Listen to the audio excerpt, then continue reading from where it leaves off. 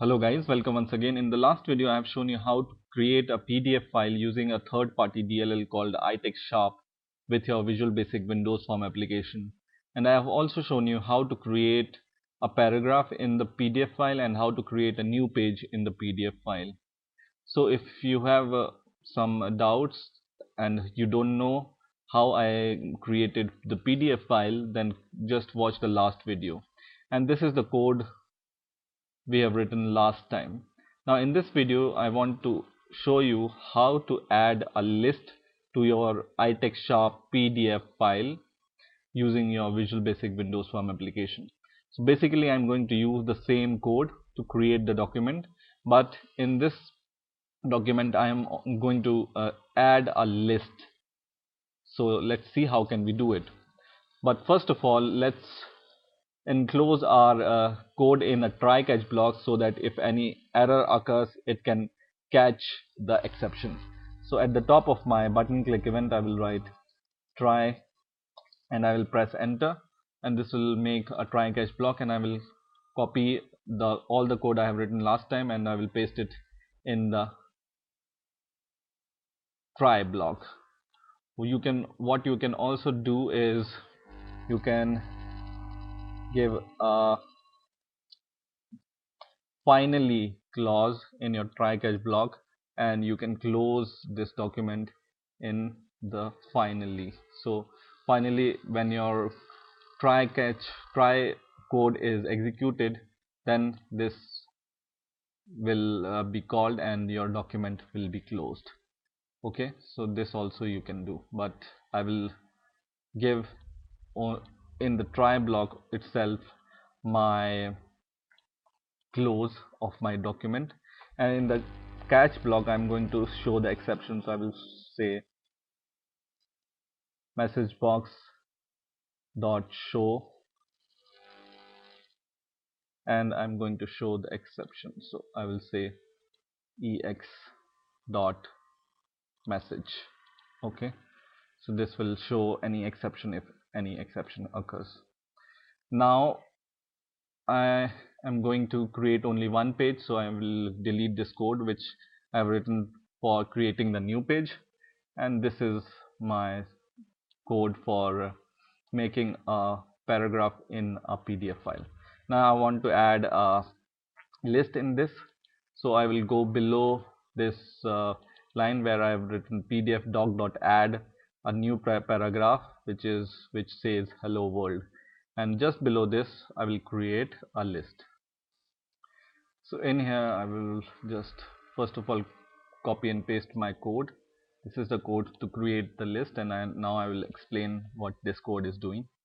In this code I have declared a variable called list as a object of a class list from your iTextSharp class. Okay, and then in the bracket I have passed the argument which kind of list this is. So I will say copy this list dot unordered. This unordered can be changed with number of type of list. For example, alphabetical list, numerical, ordered, unordered, uppercase. These are all the options you can choose, but for now I'm choosing unordered list. Okay,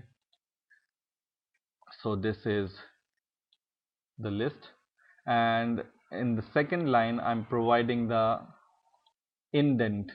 So let's just comment this line for now, and I will show you what this indent is doing afterwards.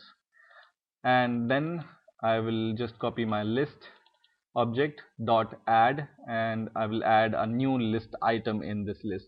So I will say new list item, and just in the bracket just pass whatever list item you want to give, for example 1. And in this same way I'm going to add some more item in the list, so just write list dot add, and whatever item you have. I have added 4 more item to my list, which are 2 3 4 5. So I have the list of 1 2 3 4 5, which is an unordered list, right? And then I create a paragraph which can be the title of your list. So just write or just copy this PDF doc object dot add, and just add a new paragraph. So just write new paragraph, and inside this write the title of your list, and then after this just add the list itself. So just write pdf doc.add list, which is your this list. Now when I run the program and when I click this create PDF, it is created in my project folder, if you remember last time, right? So project folder bin debug, and this is my PDF file. So I will open this, and you see here a list is created, which is an unordered list and which contains the item 1 2 3 4 5. Now every time you run your program, for example, just I click this create PDF, you need to close this PDF, otherwise this will show an error. So right now, for example, my PDF is opened and I'm trying to create a PDF which is open in my Acrobat reader, right? So I click this button, it will show an error. You see, this is the error message which is coming from try catch block, and it's showing the message that the process cannot be uh, cannot be cannot be processed because this is used by another process, right? And once you close your PDF file and once again you create PDF, then it will not show any error. So you just remember that whenever you are creating the PDF, your PDF should be closed, right? So this is a small tip. Now suppose we want to add a indent to our list. Indent is just like the spaces, just like this. So it's one indent, two indent, just like this. And the unit of indent is F. So I'm providing 30 F indent to the left. Left is this side. Okay, so this is the indent part. Okay, now when I run the program once again and I create the PDF and I open the PDF once again, you can see we have an indent in our list, which is this part of the list item. So in this way you can give the indent to your list. Okay, now what I'm going to do is I'm going to add one more list, which is of a kind Roman list. So this is a normal list, and you can add different type of list with in your PDF file. So this time I'm going to add a Roman list, right? So just below my where I have ended adding the list, and above my PDF docs.close, I will copy and paste the Roman list code here. So this is the Roman list code. So we have once again declared a variable of class Roman list. So just write dim Roman list as new Roman list, and in the bracket just write true comma 20, and then just copy this Roman list variable, and once again we are going to provide the indent. So just write Roman list dot indent left, so it will provide the indent to the left is equal to 30f. Whatever you can play with this unit to give the indent, and then I have simply added the new items to my list like this, like I have done for my last list, right?